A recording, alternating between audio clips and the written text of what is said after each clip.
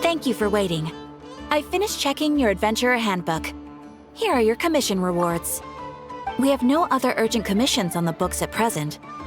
Thank you for all your hard work lately. Perhaps you two could consider taking a vacation. Amazing! Paimon never thought we'd end up having downtime in Nod-Krai. Things were pretty hectic when we first got here. Everywhere you looked, it was either the Wild Hunt causing chaos or the Fatui stirring up trouble. It felt like this whole region was one giant slime in a barrel, ready to go boom at any moment. Sure have. Things were looking pretty dicey, but in the end, we managed to turn it around. Whoa! Paimon just got deja vu! Oh, that's right. It's because we've done this like a million times now. Ah, yes. Are you two aware that the Moon Prayer Night is soon to take place? Oh, yeah! Lama told us that was coming up soon. Wait, why do you mention it, though? Do people in Nasha Town celebrate it, too? Paimon thought it was just for Moon Goddess worshippers. You're partially right. Most people in Nasha Town just see the festival as an opportunity to do business. They do not concern themselves with the religious element. The festival was first celebrated by the Frost Moon Scions. On this day, they would wear moon prayer blossoms and celebrate the birth of the moon goddess through song and dance. They would also prepare food and handicrafts and give them as gifts to others. Over time, it became Nod-Krai's most lively festival. Whew! Sounds like fun! Great! Well, in the meantime, since Catherine doesn't have any commissions for us, let's focus on some personal business instead. When we first got here, you mentioned that this was where your spaceship landed? We didn't get to follow up on it at the time, because we got wrapped up in that whole rare situation, but now we can finally start investigating it properly. Well, there's a saying Paimon's heard around these parts, which goes, if you lift up a rock, you'll find something you weren't looking for. By that logic, you'll never find what you're looking for while you're searching, but the moment you stop looking, it'll jump right out at you. Could be worth a try though, right? Anyway, Paimon suggests we focus on other stuff we want to do for now, and just keep an ear out for spaceship-related intel as we go.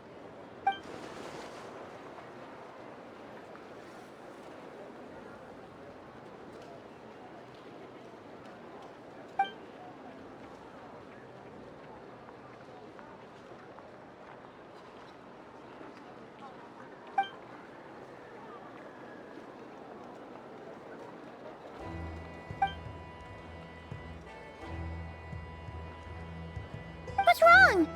She looks super serious all of a sudden. Huh? Paimon gets why you'd be concerned about Columbina, but what does the doctor have to do with anything? Oh, that's true.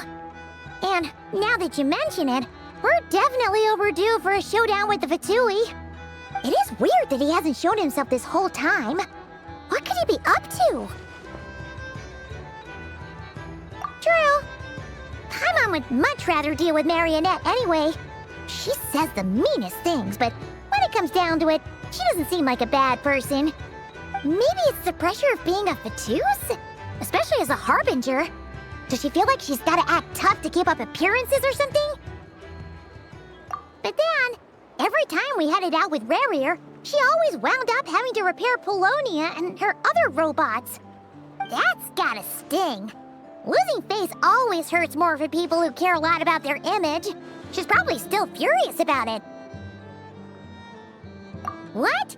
Relax! She's not even here! Huh? What's the matter? Oh, nothing. Sorry.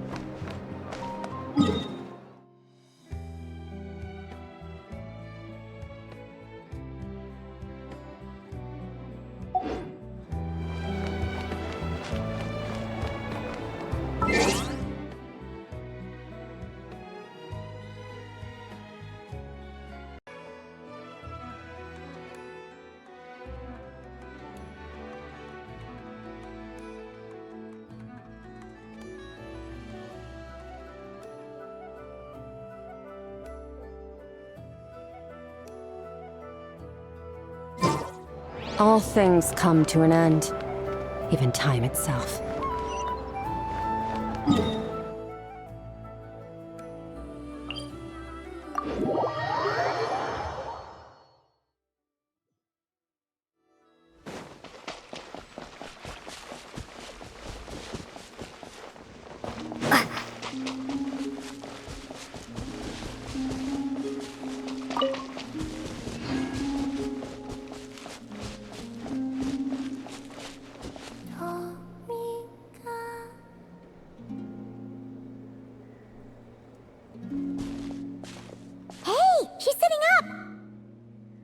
Is me sitting here a rare sight? No, we just thought you'd be resting. Perhaps I would have been, were it not for the sudden arrival of some unexpected guests. Not that I consider it a disturbance. After all, you are the only ones who are free to enter. Would it not be a little unfriendly of me to lie down while we speak? I didn't realize you put so much thought into little things like that.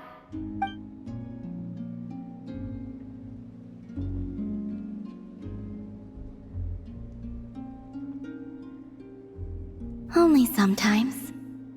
There have been moments lately where I think about you and your companions. They are warm, mysterious, and cozy memories. Very few of my past memories are anything like that. They say that travelers return home bearing bags full of souvenirs. But my luggage was empty, and I believed it would stay that way. Return home? So, you're still planning on returning to the moon?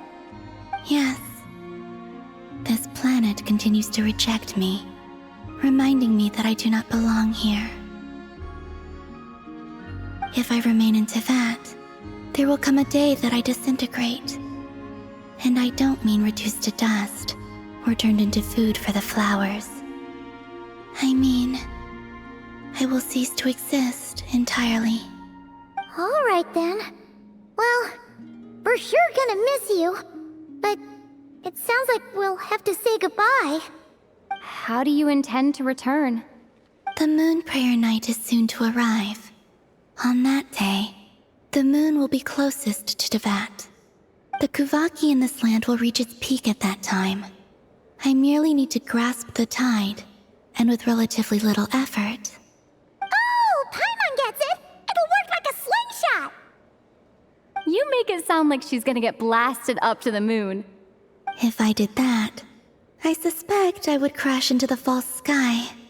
I will be using a much gentler approach. But I do like the analogy. It's fun. You see?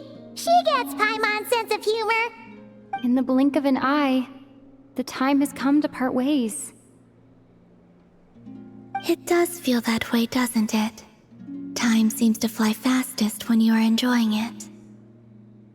I have always thought of myself as a wanderer on this earth, and it has never expressed any desire to keep me here.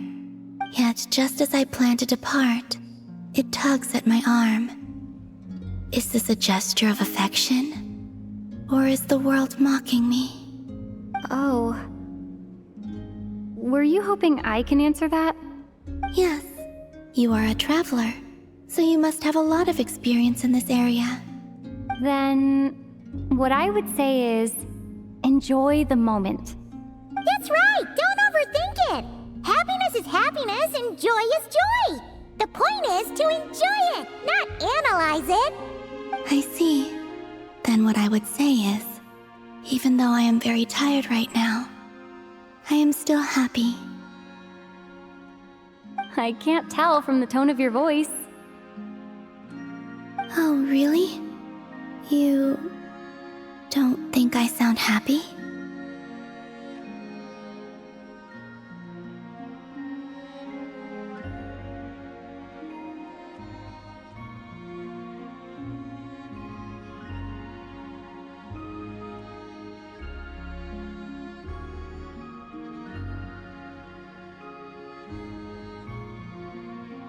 I'm just kidding. I could tell you were in a good mood today from the moment we saw you. Ah, a joke. albeit not a funny one. Anyway, I assume you're here about you-know-what. Give me your hand. Actually, it's not that. There's something else we wanted to discuss with you. Oh, then do you still want to give me your hand? Or not? Sure.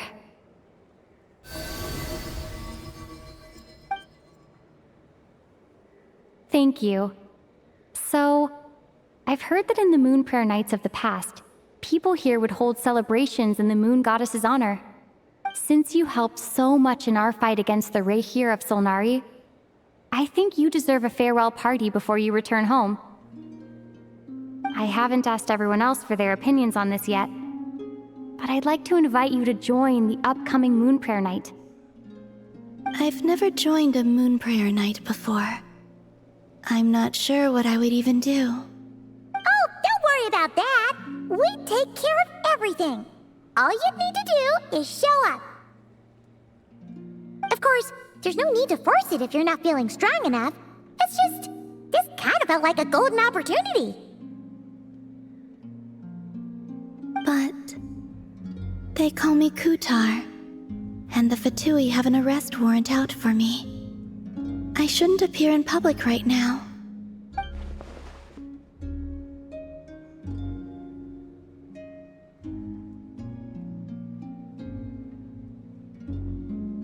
I'll make it work. You have my word. Yeah, we got your back. Well, she does. Paimon's actually not too sure what she's planning. All right, if you're sure. I will not refuse your invitation. I suppose it wouldn't hurt to pack a few more sights from this world into my suitcase before finally learning what my homeland looks like.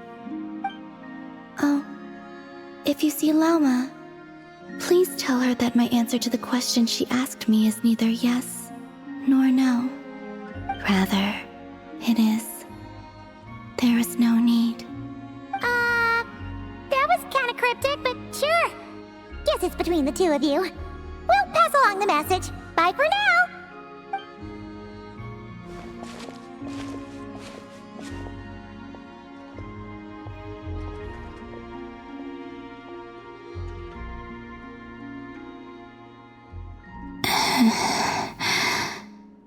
And also, I do not know.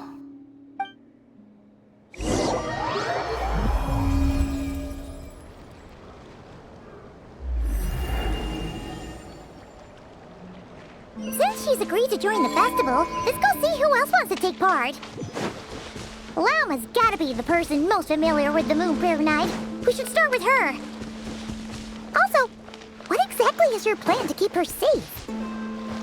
Not sure yet. I'll figure something out. What? Are you serious? And Paimon even gave you her vote of confidence back there. When did you become so sneaky?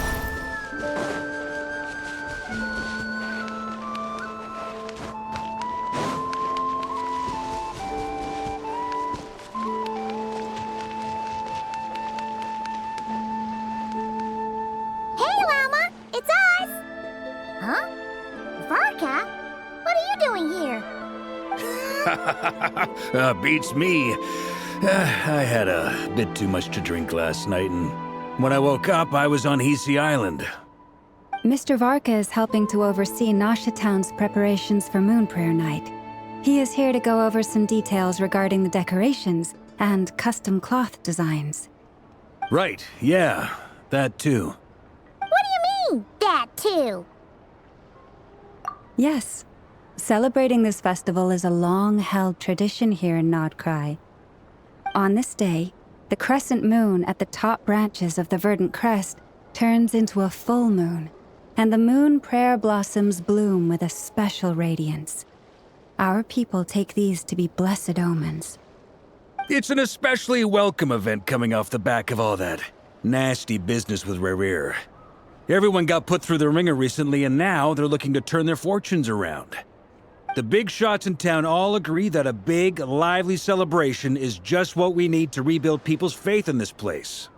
No wonder Catherine said that people weren't so bothered about the religious element. That's right. It's become more of a local custom by this point. The celebrations have little to do with whether the religious stories behind this event are true or not. Even the Frost Moon Scions are eagerly awaiting the coming of Moon Prayer Night, despite now knowing that their past beliefs were founded on a falsehood. That's fair. It's a bit like the Lantern Ride in Liyue. It's a chance for people to enjoy themselves, not debate the existence of the Adepti. Oh, one other thing! We just went to see Columbina. We went ahead and invited her to take part in the festival this time. Hope it's okay. Wait, so... you mean she agreed to it? Huh. That's quite a surprise. Then I suppose that she intends to return to the moon on that day. Oh, yeah! It's kind of a complicated process, but basically, it's like a slingshot. I understand. In truth, I had a feeling that she might make such a decision. Well, if Kuthar has decided to participate in the festival, we should prepare accordingly. Yeah, exactly. She was saying how it could be risky for her to show her face in public. We were wondering if there was any way we could hide her. Unfortunately, the people who carved the statues did an excellent job of capturing her likeness. It will be very challenging to hide a goddess whose face everyone is so familiar with. Darn! We may have bitten off more than we can chew here. Nah, don't sweat the small stuff. We can handle that. Huh? Are you saying you have a plan? Not as such, no, but the most important thing with a festival is to keep the mood light and your spirits up. You can't go preparing for a festival with those long faces. You'll never convince anyone to enjoy themselves. The Mondstadter spirit is strong with this one. As it happens, I agree with Mr. Varka. Let's start by making our appreciation for Kuthar the beating heart of the festive atmosphere. And who knows? Once we get the ball rolling, perhaps everything will just fall into place. Hey! Did you catch that? Llama said the thing! Or close enough, at least.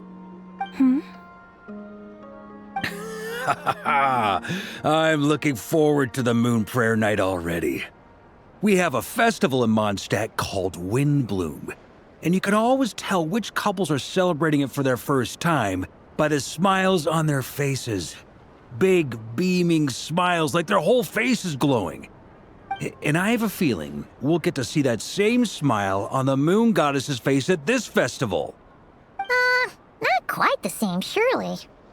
Anyway, I'll take care of business in the city, but I'll have to leave the decor up to you and the Frost Moon Scions. No one else can capture that traditional aesthetic quite like you guys. But lastly, there's the final key element that brings the festival to life. Companionship. Before you leave, let me show you something that we've been preparing. Mr. Varka had asked to see it already, so you may as well tag along. Also, I have some further questions about Kuthar's decision.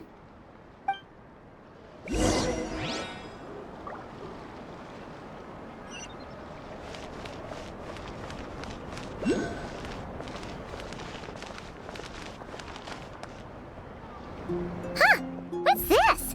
They sure look like they're having fun. I believe so. Kuhenki seem very skilled at playing drums like these, although I'm not sure where they learned it from. Maybe it's an innate talent? In their eyes, they're probably just playing with toys.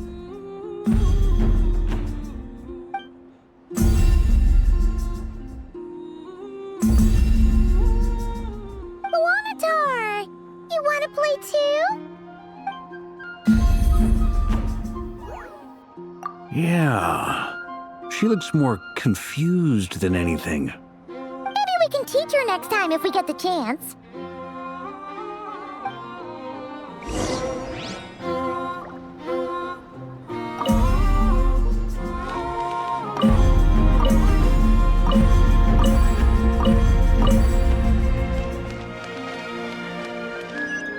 What are these floaty things? Moon veils. We hang them from buildings in the city during the festival. When you look at the sky through them, it creates a lovely misty effect.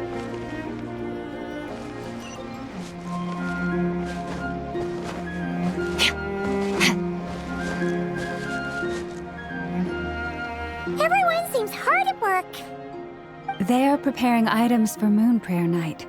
For instance, the sculpture being made over here, Mr. Varka and I were just finalizing the details of where it will be placed. Ah, there she is. I didn't know the finished article would be so large. Not to worry, though. All the necessary arrangements have been made. Just let me know once it's ready, and I'll get some people to ship it over. You have my thanks. And over here, we are preparing a very traditional confection. Oh, look at all these colors! It looks great! Can Paimon try one? Of course. I have a feeling you'll like it a lot. You bet! Sweets and treats are Paimon's favorite. If you included those in the Feast of the Moon, I bet Paimon would have joined the Frost Moon Scions by now. There will also be verdant crests like this present in Nasha Town during the festival. The timing of Moon Prayer Night is not completely set in advance. We make a rough estimate, then observe the changes in the verdant crests and moon prayer blossoms to guide us. As such, the wait itself is a fun feature of this particular festival.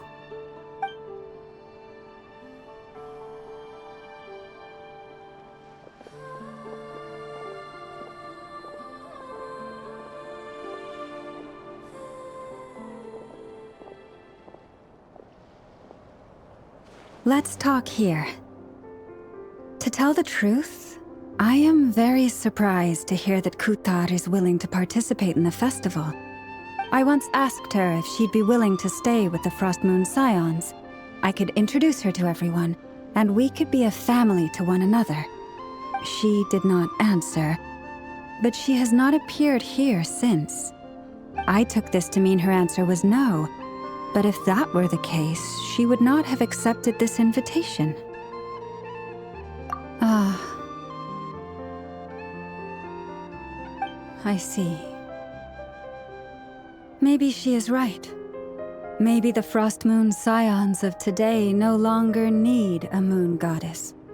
But my wish was not for her to come here and be worshipped as a deity. I simply wanted to offer her a place to stay. I'm sure she believes that showing herself here might invite Fatui intervention, and as such, she does not wish to cause us trouble. But what really pains me about all this is that this is her birthplace. She ought to belong here, yet no one has been able to grant her shelter. I think I'm qualified to weigh in here. When someone's about to depart on a long trip, what they need is blessings, not burdens. We should wish her the best, not make the journey harder than it already is. Anyway, she's agreed to attend, hasn't she? All we need to do is simply respect her decision. I see your point. Yes, she will soon depart after all. Our job is to leave her with some happy memories. Besides, who's to say her journey to the moon is a one-way trip? It's not like she can't come back and visit if she wants, right? Paimon agrees wholeheartedly. Festivals are all about having fun, so let's keep it simple. All right, I'm gonna head back to Nasha Town soon. Want to come with? I'm guessing you have some other folks to visit there.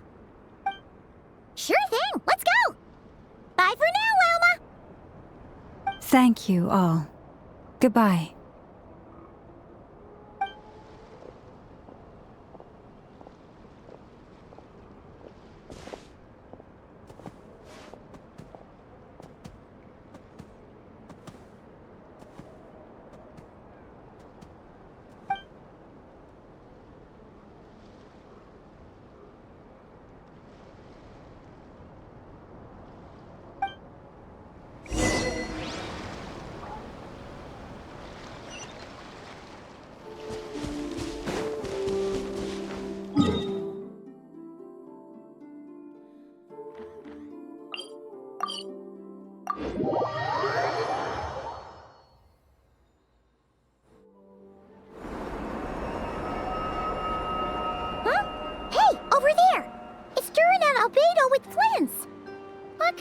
Chatting about?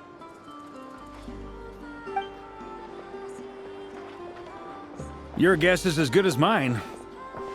Ah, Grand Master, and the Traveler and Paimon. Hello there. It's been a while. Perfect. We have some new volunteers for our investigation. Wait, let me guess.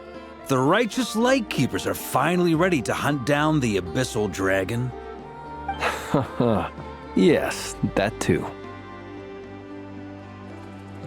Yeah, right. Oh, wait. Why does everyone keep saying that too? Well, to be precise, the facts match, but not the causality. Wait, so I guessed right? Half right. Don't act so impressed with yourself. Maybe I can explain. We ran into Mr. Flint's north of Nosha Town. At that time, we just noticed a few abyssal creatures out in the wild, but the strange thing was, I didn't detect any traces of abyssal energy on them at all. On closer inspection, we realized that they were not real monsters, but something akin to reflections in the water, or perhaps a mirage. Huh? What do you mean? Like, you could see them but not touch them? Exactly. It was very peculiar. They roared and tried to attack us, but we could not make any physical contact with them. I think I've heard of things like that happening in Nod-Krai before, but I don't know much about it. Yes, it's a known phenomenon. Mirage-like illusions tend to appear in Nod-Krai in the run-up to Moonprayer Night. From a distance, they appear quite real.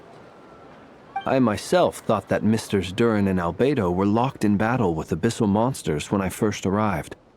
But after sharing intel and investigating a little further, we can confirm that these illusions are harmless. There is no great cause for concern. All the Mirage stories I've heard are either animals, rocks, or small houses. Abyssal monsters, though? That's a first. It's a first for me, too. So I'm planning to look into it further just to be on the safe side. I intend to inspect a few more locations. What about you two? Any plans? Alice contacted me a few days ago. She'd like me and Durin to assist her with an experiment. But we lost contact shortly after receiving the message. I'm sure that comes as no surprise to anyone familiar with her. We don't know when the wind will blow, yet when the wind blows, we will know. That, in a nutshell, describes how Alice operates. Yeah, that tracks. Okay. Well, I suggest we investigate this Mirage business in the meantime. It's piqued my curiosity, and I'm pretty sure I know someone who will already be 10 steps ahead of us. Well said. Right? Whatever's happening in Nod-Krai, she always seems to be the first one to know. Let's go see what she knows. We can invite her and her staff to the festival while we're at it.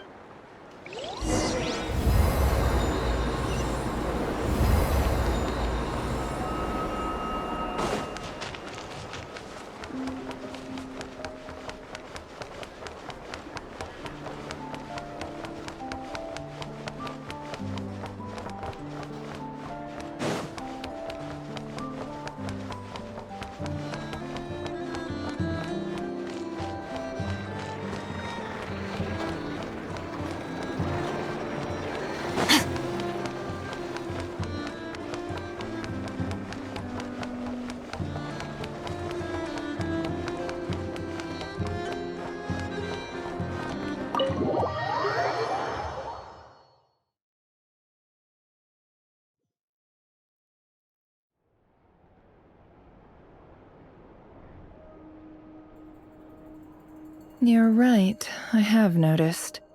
There's certainly something a little fishy about this situation. Only a little, though. Records indicate that this phenomenon can occur in the days before and following Moon Prayer Night. That said, it has always been a rare sight in the past. The odds of encountering these phantoms are similar to looking up in the night sky, happening to see a shooting star, and managing to make a wish before it disappears. But this time, either everyone's getting lucky, or they're appearing far more frequently than usual. Yehoda's out gathering intel as we speak. In the meantime, let me check off some points of interest. First, the Abyss. The ones we saw seem to be abyssal monsters. Indeed. But we have identified one location where many more of them have made an appearance. And not just monsters, but human phantoms too. Given the scale and nature of the phantoms, it's almost as if someone's last memories are coming to life. Or perhaps the memories of multiple people. Oh. So you mean the phantom monsters are hunting down the phantom humans? Exactly. The phantoms can interact with each other, but we have no means of intervening. In addition, some of the human phantoms would seem to be from the very distant past. This is clear both from the clothing they wear and the stories they tell. They claim to be from Hyperborea, a name which I've heard from Lauma before. If this is true, it means they must be from 6,000 years ago. Did Paimon hear that right? 6,000 years? It sounds like this merits further exploration. That'd be a big help. I'll leave it with you, Albedo. My knowledge of ancient history is non-existent. I used to doze off every time the pre-Knights Favonius era came up in class.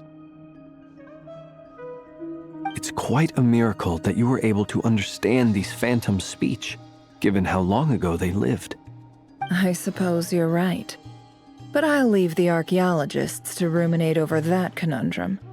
As an intelligence broker, my sole interest is in the value of the information I gather. Which, in this case, hopefully means earning myself some good favor with our dear Lady Moonchanter. So calculating. Whew, this intel broker logic always catches Paimon by surprise. Sounds to me like we could split the work up.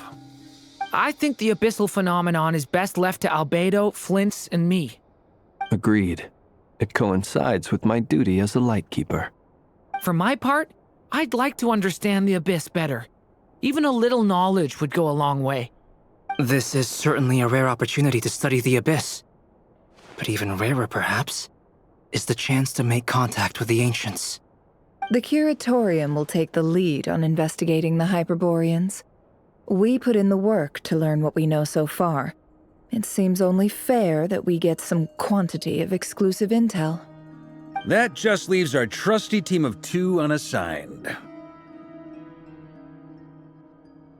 Since you became an honorary knight, of course. This was part of my grand plan all along. Ha ha ha! Oh yeah, by the way, we managed to convince Columbina to come to the Moon Prayer Night celebrations. Would you and Yehoda like to join too? She agreed to that? Huh. Quite an achievement. Never underestimate the traveler, I guess.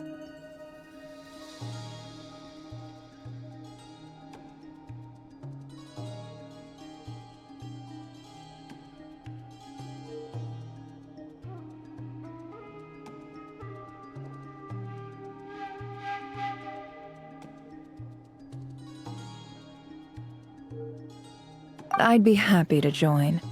No point shutting myself inside when the streets are all decked out. I doubt any clients will be visiting during the festival in any case. And Yehoda loves a party, so I'm sure she'll jump at the opportunity. No, no, no, no, no, no, no, no! Way to contradict me in front of... Wait, no, that's not what I have bad news, boss! So many people. Alright, everyone inside! Quick!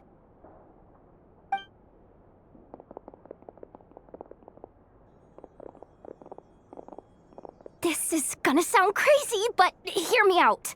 I saw one of those phantoms at Star Sand Shoal, and it was some sort of flying ship. Like a spaceship? That's gotta be the one you came to Tibet in. You said you saw the same thing through the moon marrow, right? Huh? You already know about it? Ugh, I thought I was gonna blow people's minds. Turns out I'm the last to find out. Wait, back up. You came here in a spaceship? Now my mind is blown! What's it like on the inside? Was it like flying through space? I want to know everything! Yep, exactly. Huge discovery. You're the best, second best intel broker in the world. After your boss, of course. Wow. Really? Well, I don't know if I'm all that, but...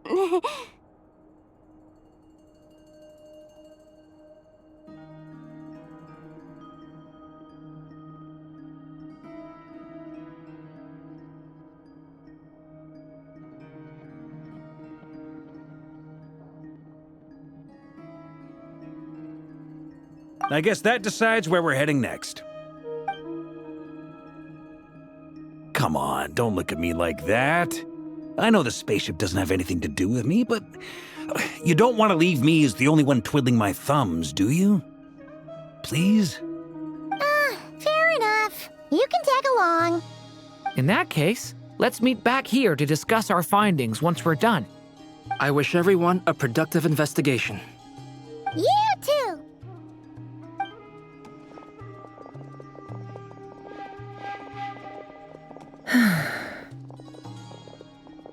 What's up, boss? Aren't we gonna head out? Tell me, Yehuda, when did the curatorium start giving out intel for free? Oh, sorry, boss.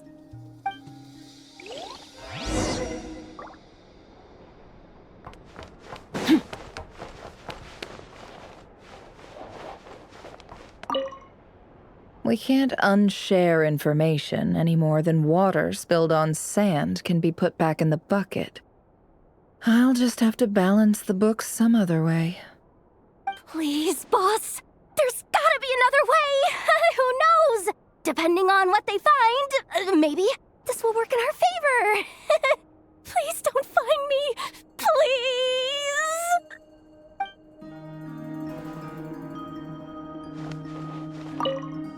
We can't unshare information. Please, boss. There's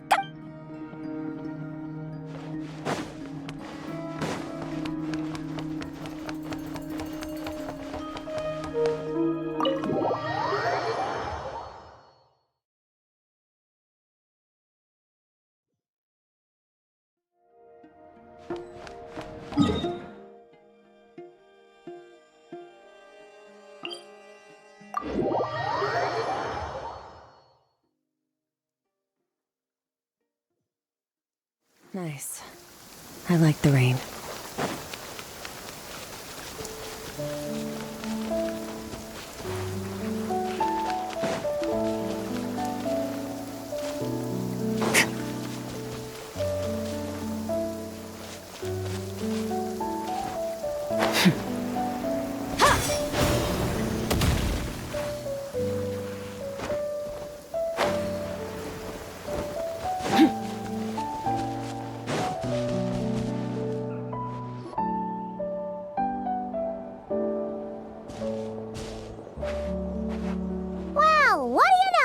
Yehuda was right on the money.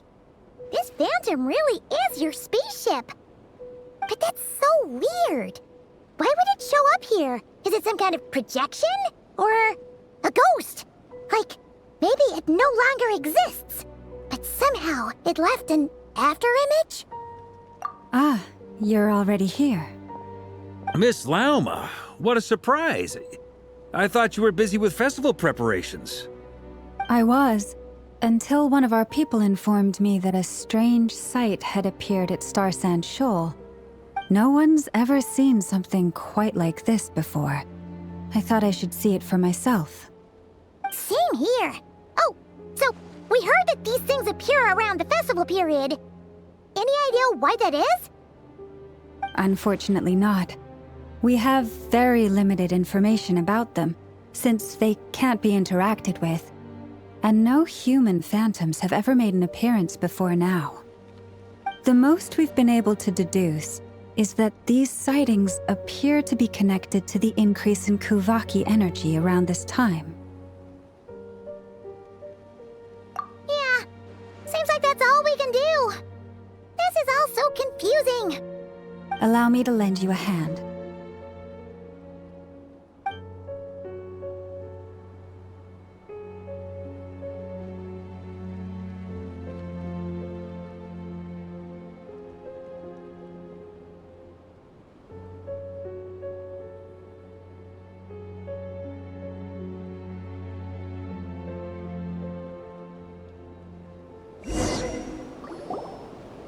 Everyone, our friend here should be able to provide us with some information. Is that a phantom rhymehorn deer? I've heard about how the Frost Moon Scions live in harmony with the animals and can even communicate with them. That's coming in handy now, for sure. Okay. Yes, I understand. Then how about this?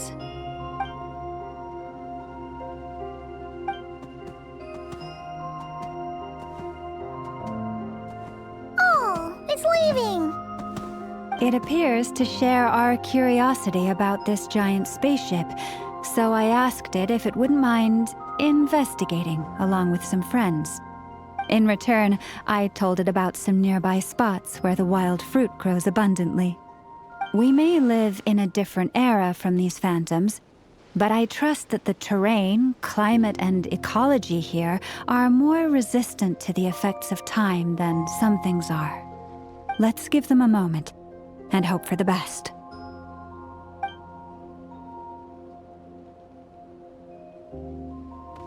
All back together?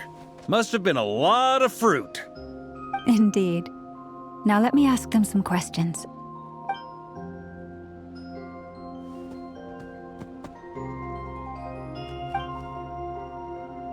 It did find a lot of wild fruit, enough for them to feast for a long while. This puffin circled in the air several times, but didn't spot anything out of the ordinary. Certainly nothing to do with the spaceship. Huh. Well, it definitely makes sense to get a bird's eye view. Indeed. Other than that, I was also thinking that the world these phantoms see is also different from ours. Oh, I get what you mean. The wild fruit exist in both times and spaces, but there might also be things that only exist in that space-time, which we can't see. Good point.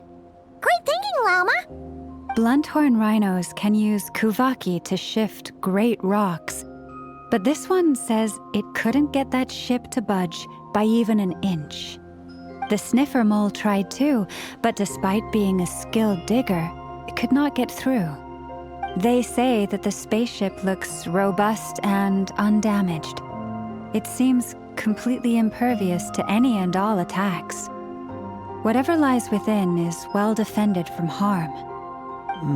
So, just like us humans, there was nothing they could do about this spaceship either. Yes, still, they deserve our thanks. We are grateful for all your efforts, dear friends. Now go, and enjoy your feast. I've noticed some other human phantoms gathered nearby. Come on, let's go talk to them.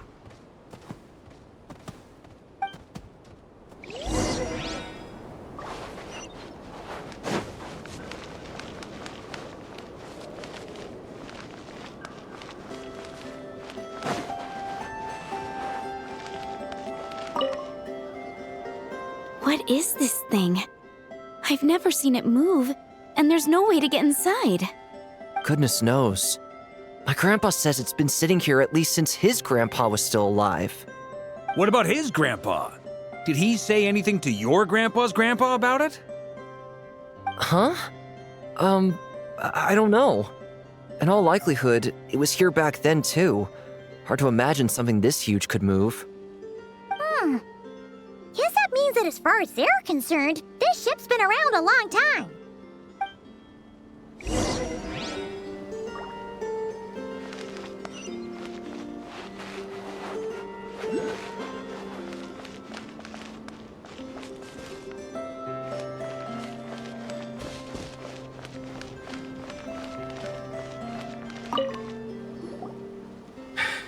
Come on, brothers. If we can get even a small chunk off of this thing, it's gotta be worth a fortune. Today is the day we strike it rich. Huh? You mean Paimon? Yes, brother, I shall join you. Let's make our fortune. We should go with them. What the? This thing is crazy tough. I can't even scratch it. What's it made of? Sorry, brother. Looks like we'll have to seek our fortunes elsewhere. Enjoying yourself? I was just seeing if I could influence this phantom's perception by playing. But nope, no dice.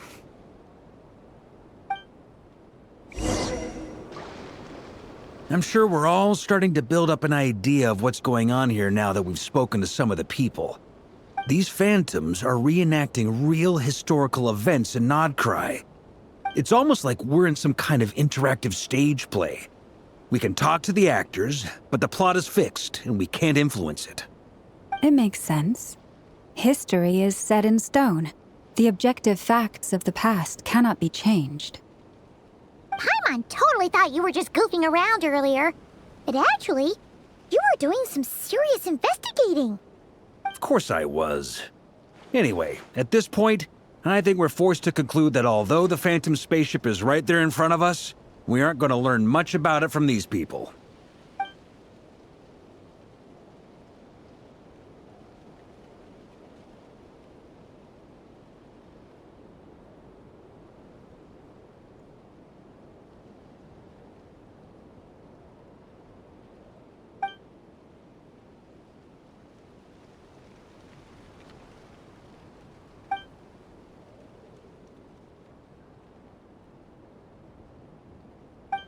Don't be discouraged.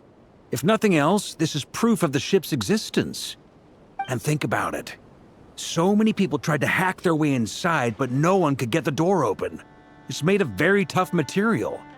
To me, that says that we'll either find the ship itself or the story behind it. It's just a matter of time. Huh. Every now and then, when Varka gets serious, he actually does seem like Grandmaster material for once. I wonder how the others are doing. Let's head back for now. Sounds good.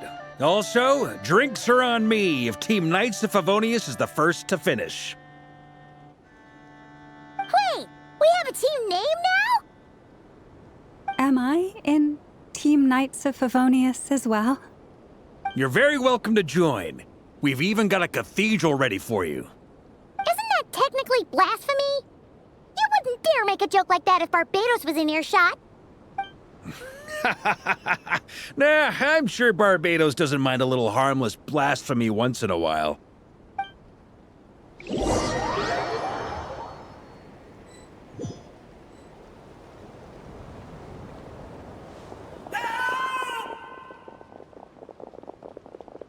Oh, no! Get away! Oh.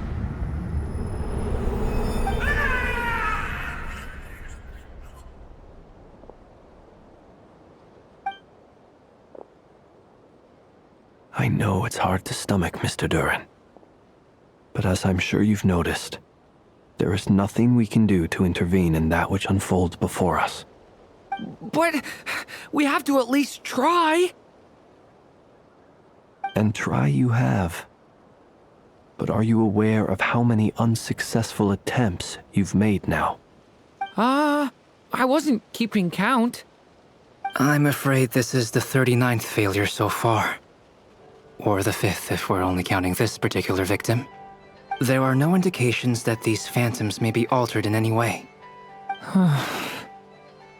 You seem to have calmed down a little. I'll make us a fire. You should rest and have some water. Feeling any better now, Mr. Durin? May I ask a few questions? Be my guest. What exactly are we witnessing here? What happened to those people? My guess would be that we are seeing Nod-Krai during the Conrian Cataclysm. Would that be accurate? Conria. That is correct. As you know, once the Abyss senses even the tiniest crack, it floods in and spreads like wildfire. There was a time in the distant past when it permeated all of Nod-Krai, causing immeasurable harm. The people paid a terrible price to heal this land. Then, 500 years ago, the whole of Teyvat suffered an abyssal disaster. Once more, Nod-Krai was dealt a devastating blow. I see. In the face of the abyssal onslaught, all were like grains of sand tossed around by a tidal wave. Be they human, fae, or god. The moment you witnessed is but one drop in a whole ocean of catastrophe. All right. I guess that answers my second question, too.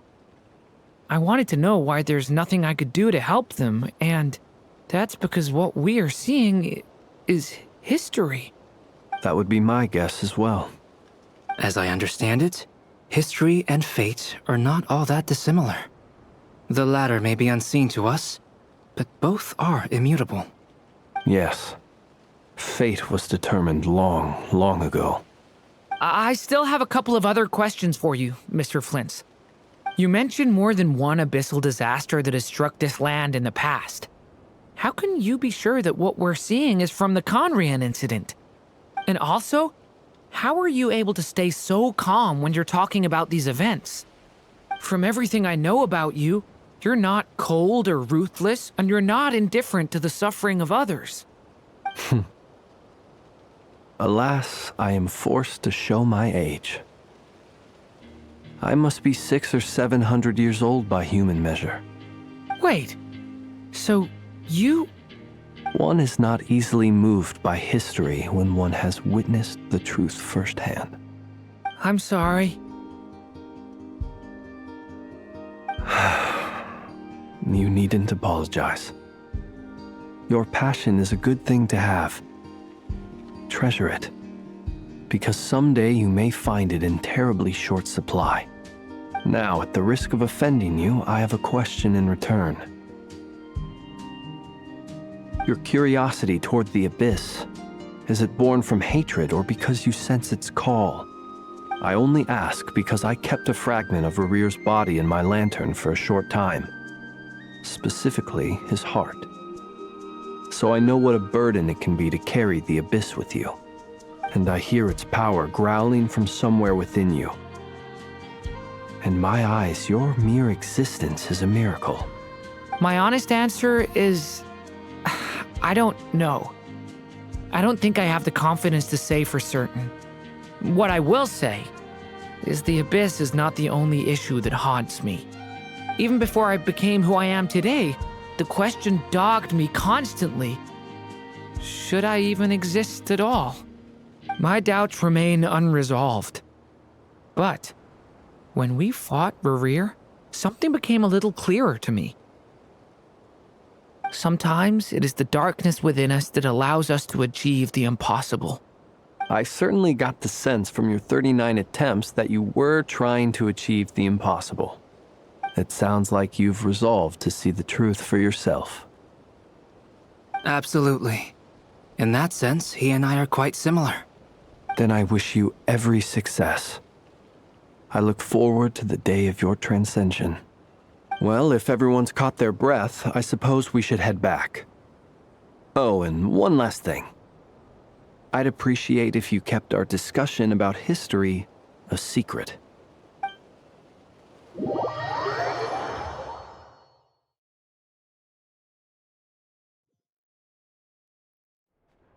Incredibly, our separate investigations led us all to the same conclusion. Hooray for consensus! Yeah, but we barely learned anything, though. I totally thought this would be the mother lode. Talking with the ancients? I mean, come on! But nope.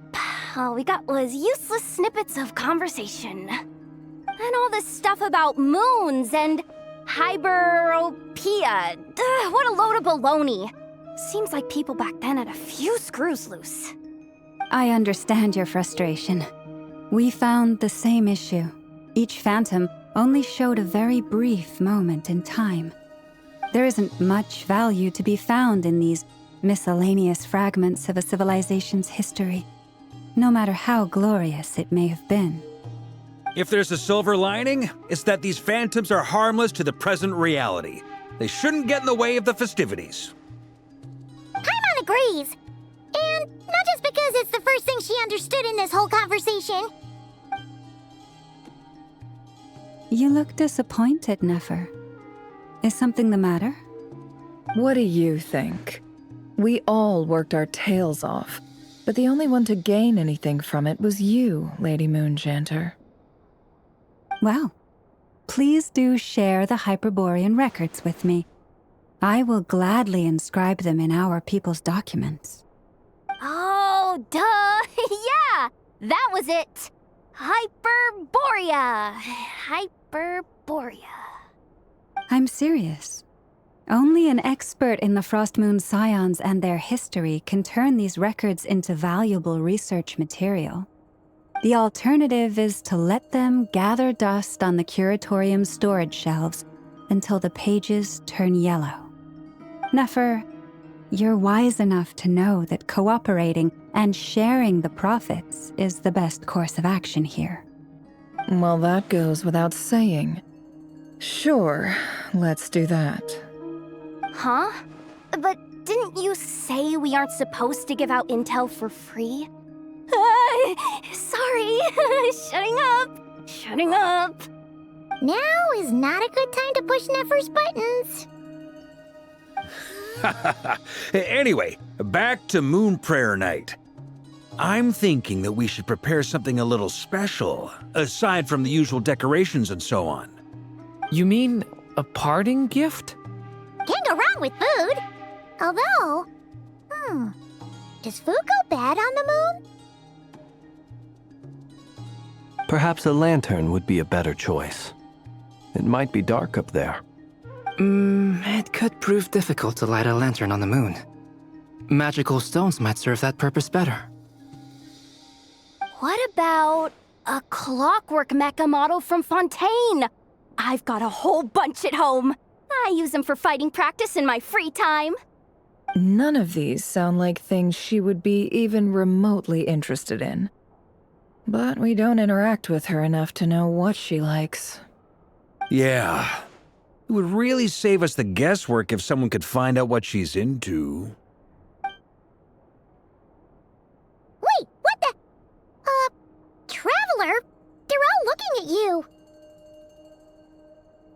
Great!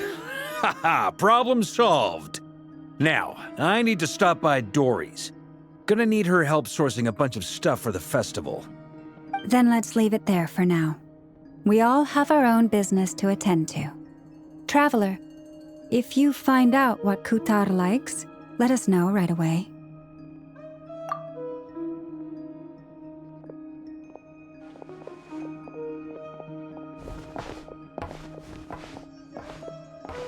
Is something the matter? I'm fine. It's just... I'm still feeling a little rattled after witnessing the horrors of the Abyss. But it's okay. This is something I have to work through. I'll be all right.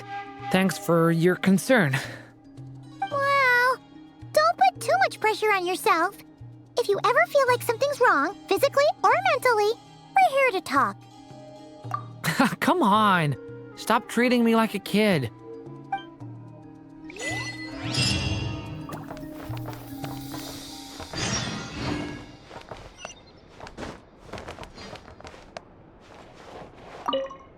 You should get going. It's important that we ascertain what Kutar likes.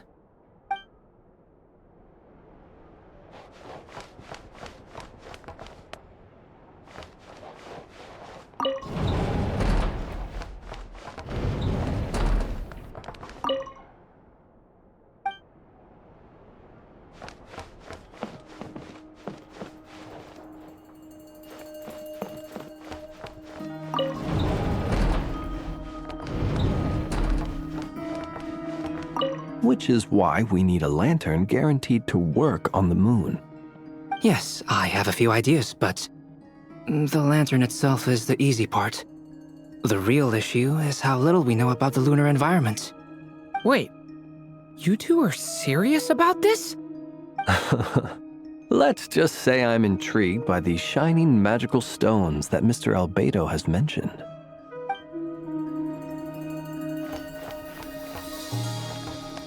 Could you do me a solid and try to smooth things over with Boss Neff?